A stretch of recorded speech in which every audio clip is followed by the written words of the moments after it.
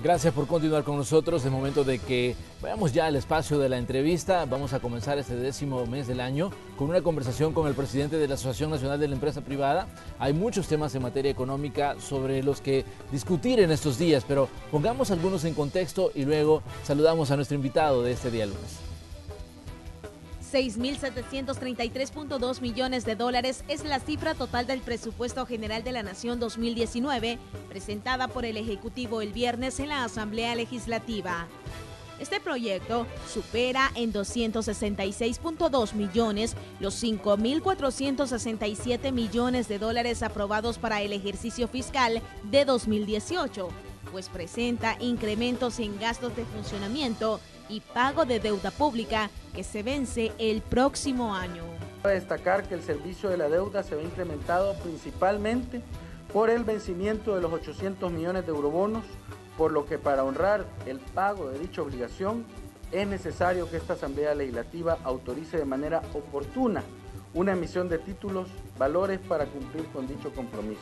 Fuera de la deuda a pagar, el ministro de Hacienda anunció que lo restante se ejecutará en áreas sociales, el pago de pensiones y se destinarán los fondos de estabilización y fomento económico, conocido como FEFE, para financiar la ley que otorga beneficios a los veteranos de guerra.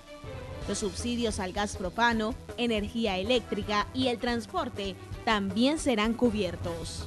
Los gastos de funcionamiento del Estado se estiman en 5.921 millones y 811 millones para programas de inversión pública. El monto de la inversión pública del sector público no financiero para el ejercicio fiscal 2019 ascenderá a 1.009 millones, 3.7% del PIB, de los cuales 608 millones, 2.3% del PIB, corresponden al presupuesto general. Estamos a las puertas de unas nuevas elecciones presidenciales y es importante conocer la perspectiva empresarial sobre los candidatos y la relación que tienen con cada una de las fórmulas. Mañana el Tribunal Supremo Electoral hará la convocatoria a elecciones y las fórmulas presidenciales contendientes podrán inscribirse de manera oficial. Es importante mencionar que la próxima semana la Asociación Nacional de la Empresa Privada, ANEP, desarrollará la 18ª edición del ENADE 2018, en la que abordará la temática del empleo y el desarrollo humano. Esta es parte de la gama de temas que abordaremos hoy en la entrevista de Hechos AM. ¡Comenzamos! Así es, le damos los buenos días en este día lunes 1 de octubre de 2018 al presidente de la Asociación Nacional de la Empresa Privada, el licenciado Luis Cardenal. Licenciado Cardenal, bienvenido, un gusto saludarlo. Muchísimas gracias, muy buenos días Manuel y muy buenos días a los estimados televidentes. Bueno, me gustaría que comenzáramos hablando de la presentación del presupuesto. Ya el gobierno envió a la Asamblea Legislativa este proyecto que alcanza los 6.733.2 millones de dólares, que según el ministro de Hacienda pues requiere de un financiamiento de 1.407 millones a través de deuda en títulos valores. ¿Cuál es la opinión del sector empresarial de este plan de gastos presentado por el gobierno para 2019? Quizás, como decía el célebre filósofo salvadoreño Aniceto Porcisoca, se los dijimos, Chele, esto que estamos ahora enfrentando con algún grado de dificultad es el resultado de haber gastado mucho más dinero del que se tenía. Y digo gastado y no invertido, porque hay una gran diferencia entre sacar préstamos y endeudarse para cubrir el gasto corriente o sacar un préstamo para invertir en algo que va a producir lo suficiente para pagar dicho préstamo. Los presupuestos vienen aumentando, el sacrificio que se le pide a la población en términos de impuestos sigue aumentando también, pero los servicios y los beneficios que se recibe de ese sacrificio que se hace no se da. Aquí tenemos dos cosas. Uno, como la deuda ha venido subiendo, el servicio de la deuda, o sea, los intereses que se pagan o que se tienen que pagar por ese endeudamiento suben. Pero además señalamos quizás hace como un año de que era importante que los partidos políticos se pusieran de acuerdo para que de alguna manera se renegociara la deuda que se vencía en el próximo año y en el año siguiente, que son los 1.200 millones que habla el señor ministro. Decíamos nosotros que era importante ponerse de acuerdo para encontrar el mejor momento en el cual pudiéramos refinanciarlo. ¿Y por qué digo el mejor momento? Bueno, como ustedes se recordarán, caímos en un impago cuando se estaba discutiendo el problema de las pensiones. Y al caer en un impago, la gente pensó que no había ninguna consecuencia. Pero cuando sucedió eso, nos redujeron la calificación de riesgo país. Y al reducir la calificación de riesgo país, todos los inversionistas extranjeros y también nacionales requieren de una subida de alta de interés en lo que para podernos prestar dinero. Y entonces esa subida de interés hace que nuestro costeo de fondos sea más alto. A modo de ejemplo, en ese momento salió Francia, México y El Salvador a vender deuda en los mercados internacionales. Y en ese momento Francia pagó el cuarto del 1%, México pagó creo que 3 y algo, y El Salvador pagó arriba de 8% en el mismo momento. Entonces decíamos nosotros, pongámonos de acuerdo, que eso mande un mensaje a los mercados internacionales de que en El Salvador la cosa va a cambiar, que ya entendimos la lección, que vamos a ser responsables y que estamos listos para que en el momento en que nos den una mejor calificación, nosotros podamos renegociar esa deuda a más largo plazo y que eso facilite los pagos que se tienen que hacer sin sacrificar la inversión en el área social y en el área económica.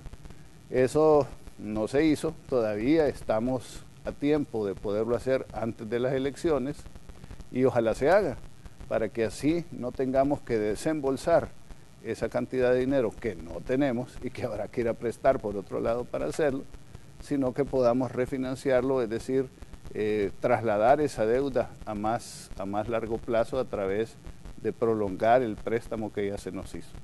Ahora bien, algunos legisladores de derecha decían de que esta es la primera vez que un plan de gastos necesita financiarse con una deuda tan alta. Y lo que vemos en la Asamblea Legislativa por el momento es que las discusiones en algunos temas no avanzan. Y podría ocurrir lo mismo con el presupuesto, que necesita una mayoría calificada de 56 votos. Y para muestra tal vez podríamos citar lo que está pasando incluso con la misma elección de magistrados de la Corte Suprema de Justicia, que ya pasaron más de 70 días y seguimos esperando que haya un resultado de esa elección. ¿No temen ustedes que pueda pasar lo mismo con el presupuesto debido a desacuerdos que se pueden generar ahí y el impacto que esto podría tener a futuro, digamos, en la situación misma de El Salvador para 2019? Muy atinada su observación, Manuel. Es que no es que pueda pasar, es que ya está pasando y que ha venido pasando durante largo tiempo y que es una de las razones por las que nosotros señalamos que la mayor cantidad de problemas económicos que tenemos tienen raíz política. Esa falta de entendimiento político en donde todavía, después de 27 años de haber firmado los acuerdos de paz, no nos ponemos de acuerdo acerca de cuál es la visión de nación, de cuál es el proyecto o la apuesta estratégica que tenemos como país, que en qué es lo que en realidad el sistema en el que vamos a asentarnos para desarrollar el futuro de la nación, pues eso tiene sus consecuencias y estas son las consecuencias. O sea, hace algún tiempo que me invitó a su programa, yo le decía que aquí todavía estamos discutiendo si queremos una democracia representativa como la tenemos o una participativa, que si queremos balance de poderes o si queremos la concentración de todos los poderes en un lado, que es parte del reflejo que se está dando en la elección de los magistrados, que si queremos una economía de mercado o social de mercado, o si queremos una economía centralmente planificada donde hasta para respirar hay que irle a pedir permiso al gobierno y eso incrementa la burocracia y la tramitología. Esas son las decisiones de fondo que hacen que sea fácil atraer la inversión o que sea difícil hacerlo, que crezcamos y haya empleo o que no. Y eso lo vivimos sufriendo o padeciendo todos los días. Ahorita tenemos el ejemplo más claro de esa falta de poderse poner de acuerdo en la elección de los magistrados. Tenemos ya más de 2 meses y medio sin sala, los juicios se están acumulando, la inseguridad jurídica sube la inseguridad jurídica y esta calificación de riesgos no va a mejorar. Vamos a tener que pagar más intereses por los fondos que necesitemos prestar para balancear el presupuesto. Ya viene la elección del fiscal general de la República. Tenemos que ponernos de acuerdo con respecto al presupuesto. Y si continuamos en estos impases en donde las cosas no se resuelven porque es lo que más le conviene al ciudadano, qué es lo que más le conviene al país, sino qué es lo que más me conviene a mí para yo acumular poder y usar el poder no en beneficio de la gente, sino en beneficio propio, entonces lo que va a suceder es lo que estamos teniendo ahorita, que somos el país a la cola de Centroamérica en crecimiento, en inversiones, en poderle dar más y mejores oportunidades a nuestros ciudadanos, en tener soluciones viables para los problemas sociales como es la pobreza, la salud, la educación, etc. Y por eso hacemos un llamado vehemente a los señores políticos y en este caso particular a los diputados de la Asamblea Legislativa que pongamos a El Salvador por delante de todos estos otros intereses y que elijamos a los mejores magistrados y que vayamos resolviendo los problemas nacionales de una manera generosa con la gente que es la que los eligió y a quienes se deben. Y no como estamos ahorita, que no sabemos en realidad qué es lo que pueda suceder y las consecuencias que estos impases puedan traernos a todos nosotros. Ahora bien, si revisamos el tema del presupuesto en sí, el plan de gastos, el gobierno ha dicho, el ministro de Hacienda, Nelson Fuentes, ha dicho que está dando prioridad al tema de la infraestructura. Pero, ¿qué ven ustedes cuando digamos, les presentan o cuando tienen en sus manos este proyecto de presupuesto para 2019? Que obviamente se ve inflado porque hay que pagar mucha deuda, pero aparte de eso, como el funcionamiento en sí de las instituciones, la inversión que se hace cada año para que estas instituciones y para que también miles de burócratas cobren su salario en el año que está por llegar, ¿no? Yo empezaría por esto último, es que eso, cuando lo señalamos y dijimos nosotros en estos dos últimos gobiernos, se ha inflado la planilla gubernamental y ahora tenemos, creo que son 49,000 nuevos empleados públicos. Nosotros señalábamos, miren, los empleados públicos o servidores públicos deben de tener una función al servicio de la gente y esa función debería de verse. O sea, si en el sistema de salud, por ocupar un ejemplo, no recibimos atención de calidez, pronta, con calidad, y entonces decimos, bueno, se necesita más gente porque las colas son muy grandes, etcétera, y contratamos más gente en salud, pues lo que uno debería de ver es que la atención mejora, que las colas se reducen, que la gente recibe un mejor servicio. Y digo salud por decir un ejemplo. Pero ¿qué ha sucedido? Se contrató toda esta gente y el servicio continúa malo. La gente continúa quejándose. Las filas siguen igual o más largas. La gente para tener una operación tiene que esperar 6 meses para tener una cita, etc. Entonces, lo que a uno le indica la realidad que vivimos es que se contrataron 49,000 personas adicionales como activistas políticos para darle trabajo a los cheros míos de mi partido, porque ningún beneficio ha traído. Entonces, cualquier cosa que se haga para subir los ingresos, todo se va en un saco con un hoyo o un barril sin fondo, donde nunca van a alcanzar los recursos. Entonces, aquí, en este presupuesto, es parte de lo que estamos viendo. Vemos que educación se ha reducido el presupuesto en términos reales. Salud parece que si ha subido es un poquitito o se ha mantenido. Infraestructura. Necesitamos una cantidad importante de infraestructura, especialmente la infraestructura que va a ayudar a los más débiles, a los más pobres de los pobres, a que tengan la oportunidad de una mejor calidad de vida. Pero a la hora que uno ve, por ejemplo, que hay que construir una carretera y no hay plata, si hay que hacer una inversión en una hidroeléctrica para que haya energía eléctrica y poder llevar energía eléctrica a todos los sectores del país, no hay plata. Entonces, ¿qué van a priorizar? Pasos a nivel, que trasladan el tráfico de un redondel a la siguiente cuadra. Eso es lo que vamos a priorizar, esa es la infraestructura en la que vamos a invertir. Yo creo que eso no resuelve nada, que deberíamos de dar saltos cualitativos, ser más ingeniosos, ver la manera de invertir inteligentemente los pocos recursos que tenemos para que nos den más y mejores resultados. También se esperaba que este año el presupuesto fuera presentado bajo el enfoque de resultados. al final esto no se hizo. El ministro de Hacienda explicaba de que todavía no se logró, digamos, establecer todos los mecanismos en el Ministerio de Hacienda para que el plan de gastos tuviera un enfoque bajo la modalidad de resultados, pero ellos dicen no se pudo, este año no, será hasta el próximo año, pero el otro año definitivamente pues habrá un nuevo gobierno, no sabemos quién va a estar en el Ejecutivo, pero ya no le corresponderá entonces a la administración Sánchez Serén la presentación del próximo presupuesto. ¿Cómo ven ustedes esto? ¿Qué tan urgente es este cambio en la modalidad de la presentación del presupuesto y que se exija la ejecución de los fondos otorgados y a través de resultados? Urgentísimo.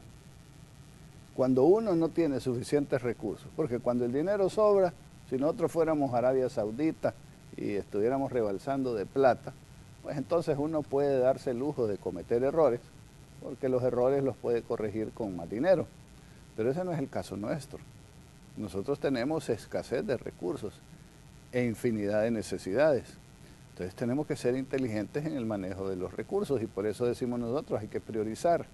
Claro, suena bonito en una campaña ofrecer y ofrecer y ofrecer y crear un montón de programas y algunas cosas que se lucen bonitos en foros internacionales donde se enseña, miren qué programa de primer mundo el que tenemos. Perdónenme, sé que me va a llover críticas, pero por ejemplo Ciudad Mujer, qué bonito, que es bien recibido en otros lados y todo, pero era prioridad. ¿O era prioridad la salud? ¿O era prioridad la seguridad? ¿O es prioridad la educación? Y que los niños tengan escuelas con techos, con agua potable, con seguridad para que no los asedien las pandillas, etcétera. Digo, pongámonos en orden. Uno no construye y decora el penthouse del edificio si uno no tiene las fundaciones bien construidas y va paso por paso. Si no están las paredes, pues no voy a estar escogiendo las cortinas. Y esto es lo que nos pasa aquí. Pues si podemos darnos el lujo de tener 100 ciudades mujeres, tengámoslas. Pero en este caso eso no era la prioridad. ¿Resolvió el problema? No. ¿Se ve bonito? Sí, pero ¿qué sucedió? Entonces, este tipo de instrumentos hace de que uno pueda medir a dónde ha invertido el dinero y qué resultados ha tenido. No ha tenido resultados, ajusto la inversión o ajusto el gasto y entonces corrijo e invierto de otra manera. Pero ahorita andamos a puro olfato, a puro instinto, a mí me parece que, y entonces me voy para allá o hago para acá. Y repito, en un país con tantas necesidades y tantas escasez, pues ese lujo no deberíamos de darnos. Si llega el próximo gobierno, que es otro problema de los que hemos tenido, que si llega un gobierno diferente, todo lo que hizo el anterior, todo lo bueno que pudo haber, porque todos los gobiernos hacen algo bueno, todo lo bueno que pudo haber hecho el gobierno anterior como que se queda en el olvido y uno no le quiere reconocer al otro que hizo algo bueno. Entonces yo empiezo de cero y entonces la suma cero, voy de avance y vuelvo a regresar a cero y vuelvo a empezar. Cosas como esta debería de darle seguimiento el nuevo gobierno y debería de haber un compromiso. Creo que lo hay con organismos internacionales, de que este tipo de mecanismos que controlan los presupuestos van a continuar siendo implementados y Dios mediante el próximo año lo tengamos vigente. Ahora bien, don Luis, hay un tema que es recurrente, con usted lo hemos hablado en diversos momentos que usted nos ha visitado aquí en este espacio de opinión, y es el tema del agua. Hemos visto protestas en las últimas semanas, movilizaciones de calle, presentación de proyectos, en las que siempre aparece la figura de la Asociación Nacional de la Empresa Privada, donde siempre se les ataca a ustedes y se les dice que tienen intenciones de privatizar el recurso hídrico. ¿Qué dice usted a quienes le siguen haciendo estos señalamientos, a pesar de que en la Comisión de Medio Ambiente de la Asamblea parece que el tema se ha quedado un poquito en el congelador? Yo les digo de que sean serios, que sean responsables, que dejen la mala intención y el deseo de manipulación política y de la opinión pública en una cosa que es tan importante y tan necesaria para tanta gente, para todos, porque en realidad nadie puede vivir sin agua, que sean serios. Yo les hice una vez hace algún tiempo un reto y les dije, enséñenme en qué artículo de la ley que nosotros estábamos, digamos, apoyando o proponiendo, no imponiendo. ¿En qué artículo se habla de la privatización? Somos los primeros en decir que el agua no debe de privatizarse. Lo que hemos hecho es una propuesta de que el ente autónomo regulador del agua tenga una composición un poco diferente a la que tiene el ANDA para que haya posibilidades de que todos tengamos agua. Eso es lo único que hemos hecho. Pero claro, esto se ha ocupado como un instrumento político para difamar, para hacer daño. ¿Por qué? Porque las cosas que digo o las que hicimos nosotros en nombre de ANEP, las digo yo en nombre de ANEP, no las digo en lo personal, le molesta a mucha gente. Estos comentarios que he dicho hoy en la mañana, ahí van a ver un montón de gente, especialmente de los políticos, que van a estar molestos. Entonces, ¿qué buscan? La menor oportunidad para callarnos, para intimidarnos, para acosarnos.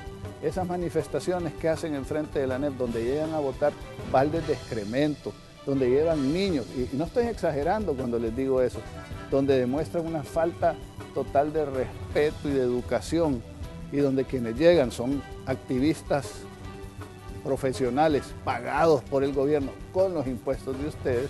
¿Qué es lo que pretenden? Convencernos. ¿Qué es lo que nos demuestren? Si nos quieren, si estamos equivocados, que lleguen con un documento y digan, miren, venga para acá, los retamos, vengamos a este programa y veamos qué es lo que dice la ley y veamos a dónde dice privatización, qué riesgos existen, etcétera. Pero el hecho que nosotros propongamos 2 personas idóneas que no tengan conflicto de interés para que sean parte de esta junta y contribuyan a esa junta a que haya agua para todos, a eso llaman privatización. O no entienden español o no saben cuál es la definición de las palabras o lo que hay, que es lo que creemos, una gran mala intención para difamar, para desprestigiar, para callarnos y para atemorizarnos. Y eso no lo van a lograr.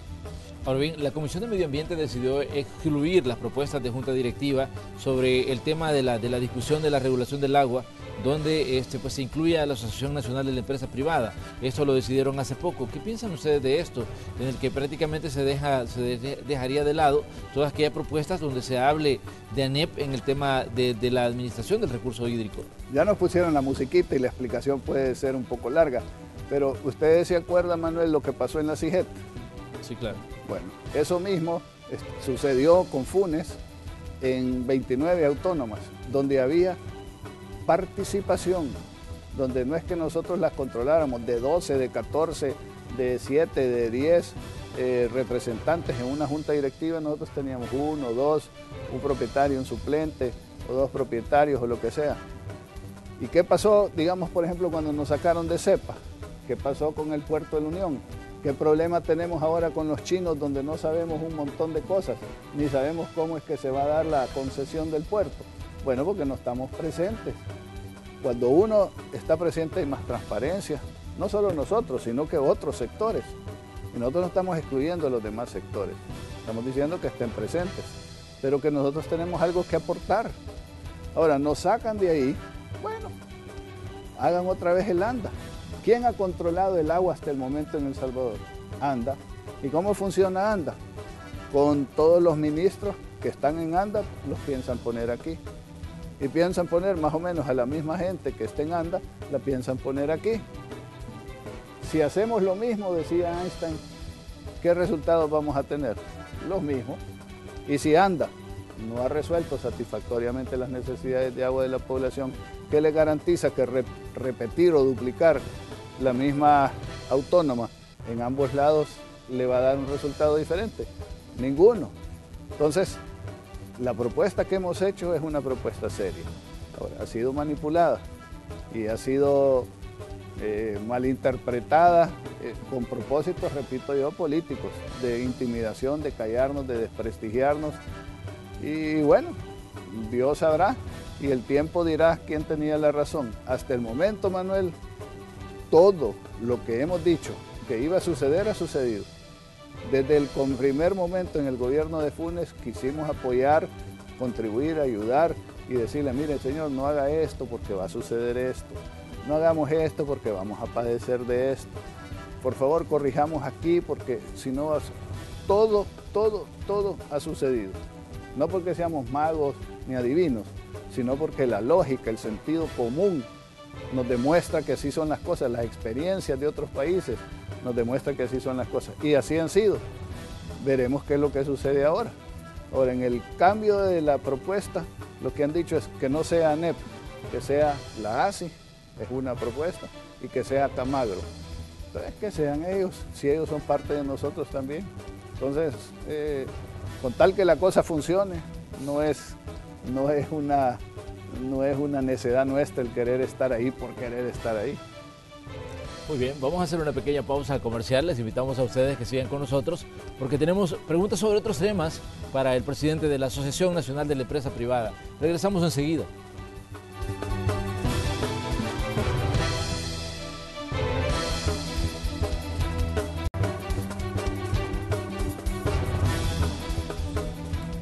Esta mañana en el espacio de la entrevista de Hechos AM conversamos con el presidente de la ANEP, de la Asociación Nacional de la Empresa Privada, el licenciado Luis Cardenal, y estamos abordando diferentes temáticas. Ya hablábamos sobre el presupuesto que fue presentado ya por el gobierno a la Asamblea Legislativa, abordábamos también el tema de la ley de agua, que ha sido punto de discusión en los últimos días, y hay otros temas que están pues a las puertas. Estamos a punto de iniciar una campaña electoral rumbo a la presidencia, a la elección del próximo presidente de la República. ¿Cómo ven ustedes el panorama en este momento desde ANEP? ¿Cuál es la incertidumbre que generan estos procesos? Porque yo me acuerdo que en diferentes momentos que ha habido elecciones, ustedes siempre dicen, miren, o sea, esto a nosotros pues nos preocupa porque genera más incertidumbre de la que tal vez ya hay en determinado momento. Pero ¿cómo ven ustedes este inicio de la campaña electoral? ¿Qué le piden y qué le dicen a los candidatos a la presidencia de la República desde ANEP? Bueno, la campaña electoral no es que esté empezando, ya empezó hace rato, de alguna manera sutil. Hemos tenido elecciones internas, hemos tenido campañas en las redes sociales desde hace un montón de tiempo. Aquí no ha parado la campaña electoral. El año pasado tuvimos elecciones, el año anterior fue año preelectoral, este es preelectoral, el próximo es electoral. Y el año siguiente va a ser preelectoral para diputados y alcaldes nuevamente. Vivimos en campaña y la campaña política exacerba los nervios y los ánimos y hace que la visión no esté y la capacidad creativa no esté concentrada en resolver problemas, sino en ganar elecciones, en conseguir candidaturas, en asegurarme mi puesto. Y eso es lo que tiene al país en la situación en la que estamos ahora. Y creo que debería de terminar. Y terminaría en primer lugar si, como sucede en otros países de democracias más maduras, donde el momento de la elección lo que hay son variaciones de estilo, porque lo básico, lo fundamental ya se acordó y cualquier partido que llegue va a llegar a darle continuidad a un proyecto de país. Y entonces dice, bueno, vamos a enfatizar esto un poco más, vamos a enfatizar aquello. Pero aquí no, como repito, todavía no hemos definido cuál es nuestra apuesta estratégica, ni cuál es nuestra visión de nación a futuro. Entonces, cada vez que hay elecciones, existen las dudas y la incertidumbre de que hacia dónde vamos a ir. Y nuevamente, en este caso, aquí hay, digamos, a diferencia de otras ocasiones, tres posibles, digamos, con verdaderas posibilidades, tres candidatos o partidos con verdaderas posibilidades de ganar. Unos más, otros menos en este momento. Pero quizás la primera vez que sucedió esto fue en la elección anterior, donde corrió Tony Saca como parte de una coalición y sacó el 11%. Pero ahora, pues, pareciera que si las cosas continúan como las encuestas señalan en este momento, vamos a tener una segunda vuelta. La segunda vuelta genera más gastos y genera más incertidumbre. ¿Con quién se va a ir el que quede de tercero? ¿Con el que quedó de primero o con el que quedó de segundo? Todavía no hemos escuchado propuestas concretas. Hemos escuchado, por ejemplo, del candidato de la coalición que él se va a enfocar o va a hacer un esfuerzo en empleos.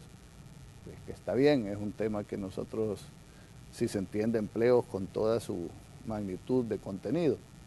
Al candidato de Gana y de Nuevas Ideas, pues no le hemos, sabemos de que está en contra de un montón de cosas, que está en contra de la política tradicional y ha criticado cosas malas que ha visto en los partidos políticos, pero no sabemos en realidad qué es lo que está a favor, qué es lo que propone, quién es su equipo, si los equipos son gente que va a generar confianza o desconfianza, igual en el presidente o el candidato de Arena. Y en el caso del FMLN, pues se ve una cara nueva, pero con una misma maquinaria detrás. O sea, ¿quién es el jefe de campaña del estimado Hugo? Bueno, pues es Medardo. Entonces significará que es más de lo mismo. Y otros 5 años del FMLN, difícil que nos los traguemos. Entonces las inquietudes que hay o la incertidumbre está manifiesta en estos momentos. Ojalá se vaya disipando, pero como a la hora de las horas no vamos a saber hasta el 4 de febrero, el 3 de febrero, bien de noche, entonces la incertidumbre y la inquietud se mantiene y eso va a afectar el desarrollo económico, la atracción de inversiones y la generación de oportunidades. Aunque no ha habido una presentación de un proyecto a nivel formal, bueno, entre las propuestas que ha hecho el candidato de Gana, en este caso Nayib Bukele, está la de construir un aeropuerto en la zona oriental del país. Es uno de los temas de los que se ha hablado mucho, sobre todo a través de las redes sociales. Incluso gente de Nuevas Ideas ha estado promulgando este tipo de proyectos, diciendo, bueno, que entre las grandes apuestas de Nayib Bukele de llegar a la presidencia estaría la construcción de un aeropuerto en la zona oriental. ¿Cómo ven ustedes ese tipo de propuestas que de pronto pueden surgir en medio al calor de una campaña, ¿no? Mire, que a la hora de las horas aquí en las campañas todo el mundo ofrece hasta viajes a la luna sin tener un cohete ni programa espacial. Yo le devuelvo la pregunta. Manuel, ¿a usted le parece que en un plan de gobierno ofrecer un aeropuerto en Oriente es una propuesta seria, cuando ni siquiera hemos podido reformar el aeropuerto que tenemos aquí? O sea, qué bonito que tengamos un aeropuerto, pero es no pensar bien las propuestas. Tenemos suficientes aerolíneas para ir allá. Tenemos suficiente tráfico para ir allá. Habrá demanda para sostener el aeropuerto. Aeropuerto donde van a aterrizar aviones de gran calado, ¿verdad? Que son... O sea, bueno, podemos ofrecer cualquier cosa, pero ¿será esa la solución que requiere el país? El aeropuerto debería de ser una consecuencia, una acción en la cual aterrizamos después de que hemos expuesto un plan, donde decimos, miren, la apuesta va a ser el desarrollo turístico en la zona de oriente del país. Y entonces, para tener desarrollo turístico, lo que vamos a hacer es vamos a construir hoteles, vamos a llevar carreteras, vamos a limpiar playas, vamos a fumigar de zancudos la zona, vamos a entrenar gente, vamos a hacer no sé qué. Y dentro de todo esto ya hemos hablado con tales y tales aerolíneas, y entonces vamos a llevar estas aerolíneas que vuelen sin pasar por San Salvador directamente, porque le vamos a apostar a los hermanos que viven en el exterior, que son de Oriente, para que vayan ahí, y esa va a ser la base. Bueno, por ahí pudiera ser, pero decir, yo voy a construir un aeropuerto, y esa es mi propuesta de gobierno, sé que no es, pero digamos es lo que se conoce. Sé que no es la propuesta completa de gobierno de Nuevas Ideas, pero si eso es lo que la gente, como voy a vender mi candidatura, estamos bien fregados, pues.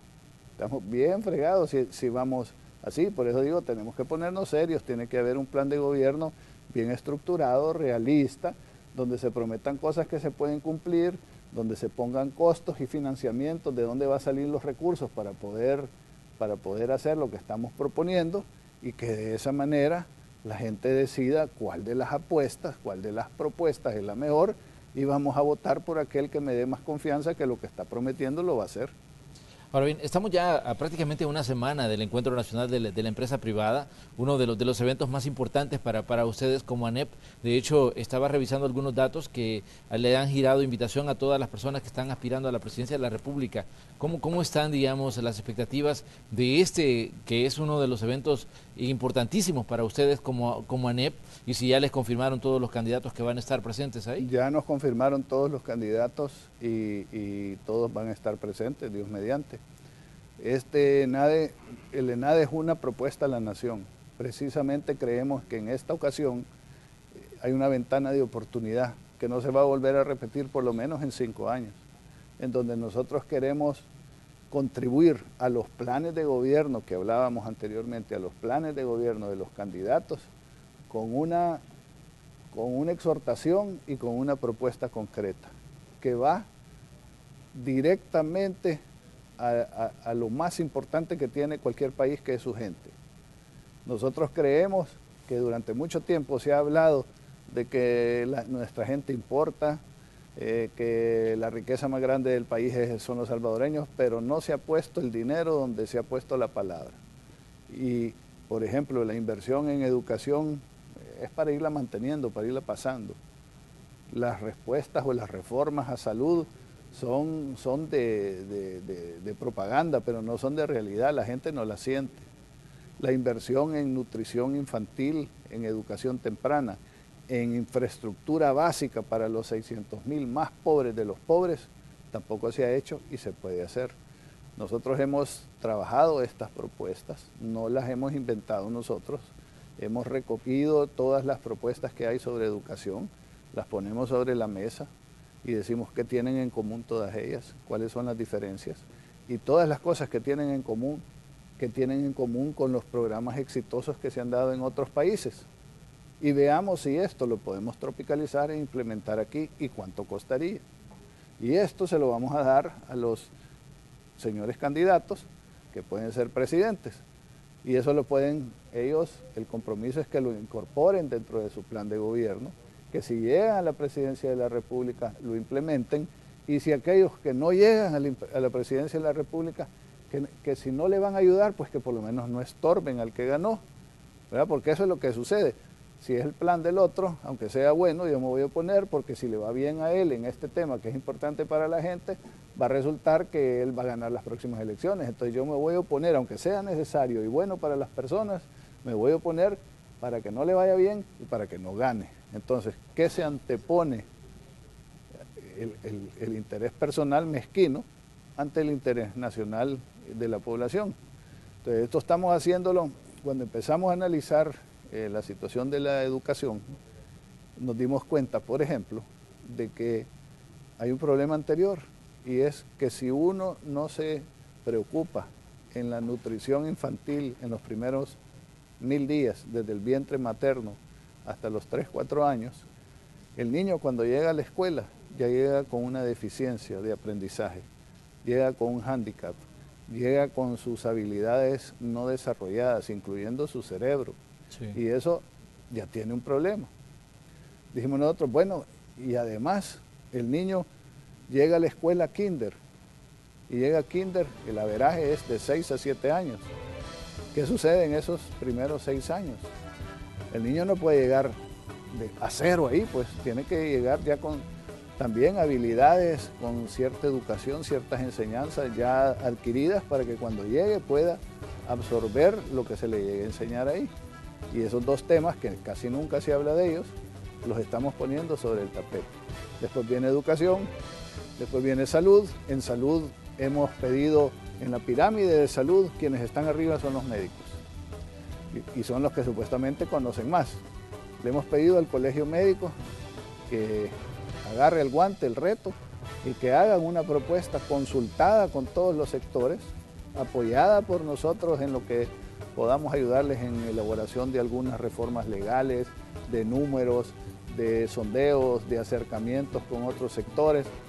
Y nos hemos reunido con variados sectores para hacer una propuesta de salud que, si bien podrá no estar terminada, pero da una guía de por dónde es que debemos de ir y darle la oportunidad a la gente que tenga una salud con calidad y calidez.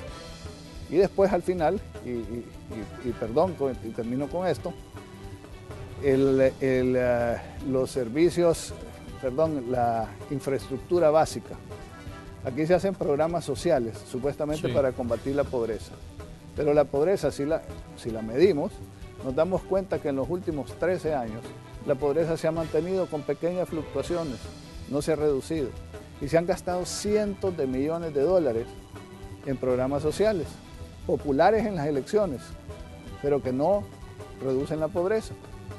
Aquí nosotros estamos hablando de que con 650 millones de dólares en 5 años, le vamos a llevar agua potable, energía eléctrica e infraestructura de saneamiento básico a los 600.000 salvadoreños más pobres de los pobres. A una persona en esas condiciones, que no tenga que ir a caminar kilómetros para ir a conseguir agua, que a lo mejor no es ni siquiera agua potable, y que se la toma y se enferma del estómago, y que con eso tiene que cocinar sus alimentos, bañarse, lavar, etc. ¿Qué alivio sería eso?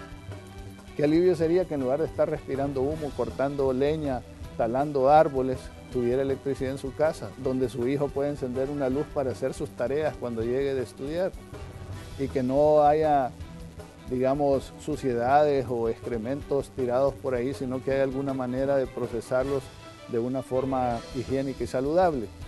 Eso combatería la pobreza y eso daría un salto cualitativo de verdad importante a esta gente, que es la que más lo necesita, de la que más se habla, pero la que menos se apoya en realidad. Tengo ya poquito tiempo, pero solo tengo una interrogante más. ¿Qué contexto ha abierto para ANEP, o si ya lo tienen claro, el contexto que ha abierto para ANEP, el hecho del inicio de las relaciones con China continental? Se habló mucho hace unos días de este tema, pero me gustaría saber, ya pasó el tiempo, el gobierno ya mandó a representantes para trabajar con representantes del gobierno de China Popular para establecer las mesas de los temas que van a ser prioridad, pero ustedes como ANEP ya tienen claro lo que se viene o lo que se avecina con el inicio de estas relaciones. No, todavía no tenemos claro, todavía sentimos que es poco transparente. Lo que hicieron fue invitar a un grupo de empresarios a que fuera a China a conocer, con gastos pagados, así como invitaron a unos periodistas para que hicieran reportajes de China. Está bien, qué bonito, qué alegre, pero eso no resuelve el problema de fondo.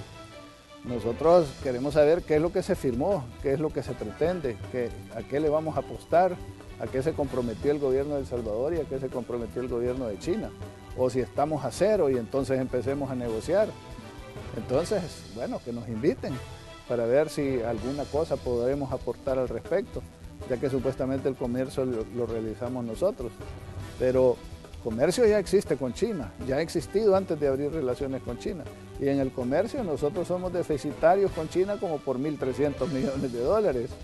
O sea, ¿qué podemos vender nosotros en China? La lista que se llevó el gobierno es la lista que le vendíamos a Taiwán.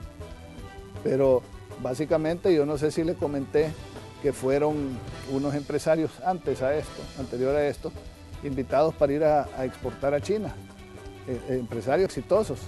Y uno de ellos hizo un video, una exposición, ¿verdad? Dijo, les iba a vender semita, pan dulce.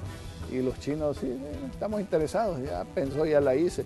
Dijo, pero mire, de todas las semitas no nos interesa ni la semita, ni nos interesa la jalea de guayaba. Y el precio al que se la compra es tal, a ese precio, ni siquiera ir a cortar la guayaba le salía. Llegó otro señor, que iba también en la misma delegación, a vender pollo. Y le dijeron, le compramos todo el pollo a 50 centavos la libra. El ama de casa sabe que el pollo aquí vale 1.20 la libra y era 50 centavos la libra puesto en China. Entonces, es difícil competir ahí. Y más si le ponen impuestos a las cosas que uno lleva. El azúcar salvadoreña en Taiwán pagaba 0 arancel por el tratado que había. Y en China paga 90% de arancel para poder ingresar. Entonces esas cosas no se han dicho, no se han discutido, no se sabe cómo van a ser tratadas, etcétera. Entonces las dudas todavía continúan y el gobierno no ha hecho absolutamente nada para aclararlas, más que prometer que sí la va a aclarar, pero todavía estamos a la espera de qué significa eso. Bueno, vamos a cerrar el espacio de la entrevista correspondiente a este día. Le queremos agradecer al presidente de la Asociación Nacional de la Empresa Privada que nos haya acompañado. Obviamente vamos a estar nosotros como medios de comunicación también a la expectativa de los temas que se discutan en ENADE 2018, que va a tener lugar el próximo lunes, que va a ser ya 8 de octubre. El próximo lunes 8 de octubre en el Hotel Presidente a partir de la 1 de la tarde. Los esperamos en ENADE 2018. Siendo los temas desarrollo humano y empleo, enfocándonos en nutrición, enseñanza temprana, educación, salud e inversión en infraestructura básica. Pues ahí vamos a estar como Noticiero Hechos. Cerramos nosotros el espacio de la entrevista, pero les invitamos a que sigan con nosotros porque al regresar de la pausa tenemos más noticias en este día lunes.